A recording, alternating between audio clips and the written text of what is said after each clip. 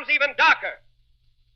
For decades, powerful interests tied to the Israeli state have pushed the United States toward confrontation in the Middle East, particularly with Iran. In this view, the idea of a greater Israel and a central role in a future world order is not just about land or security. It is about trying to fulfill an end times vision and place one nation at the center of global power. Modern technology has become a tool in this project. Advances in artificial intelligence, robotics, and powerful data analysis platforms like Palantir are not neutral. They are part of an expanding system of surveillance and control that our own government eagerly embraces. Whether America wins or loses a war with Iran, the outcome for ordinary people looks disturbingly similar.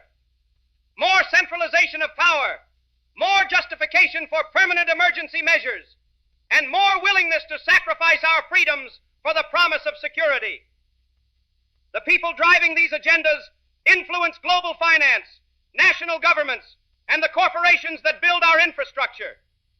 They shape the media that informs us and the internet that connects us. They already control much of the environment we live in.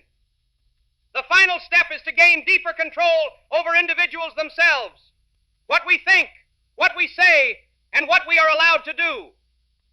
If this war escalates, we are likely to see American troops on the ground in Iran and the reintroduction of a military draft. That alone would divide this country in ways we have not seen in generations. A major foreign war combined with a forced draft could push the United States toward internal conflict, civil unrest, and possibly civil war. It almost does not matter who wins such a war abroad. The end result at home could be the fragmentation of the country, the declaration of martial law, and a population pressured into compliance in the name of stability. In that environment, an economic collapse becomes far more likely. For years, I have warned about an authoritarian technocracy as our emerging form of government, a system that combines advanced technology, centralized data, and emergency powers to control every aspect of daily life. Over the next 2 to 4 years, we could see a deep global depression. Financial warfare is the most effective weapon in modern conflict, and once the dollar is pushed into an unrecoverable crisis, our government will face a choice between accepting a massive decline in power or tightening its grip and moving toward outright dictatorship.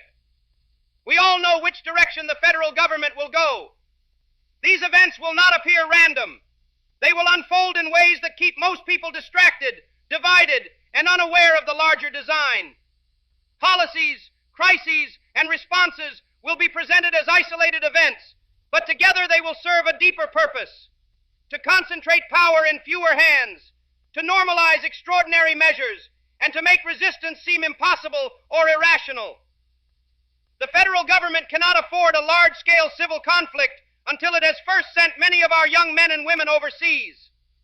Protesters at home can be contained, monitored, and if necessary, imprisoned. We already see massive spending on new detention facilities and expanded security infrastructure.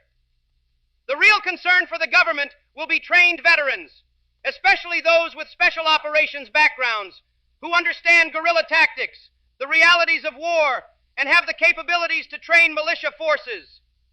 To counter that, we can expect an increase in propaganda about domestic extremism and enemies of the state, along with campaigns that encourage citizens to report on one another in the name of safety. All it would take is a serious incident or false flag during a major war to unlock the full extent of presidential war powers. At that point, federal forces could be directed inward, treating citizens as potential threats rather than the people they serve. Once that line is crossed, the chance to push back meaningfully grows smaller and smaller, and many will feel they have no choice but to submit and hope to survive.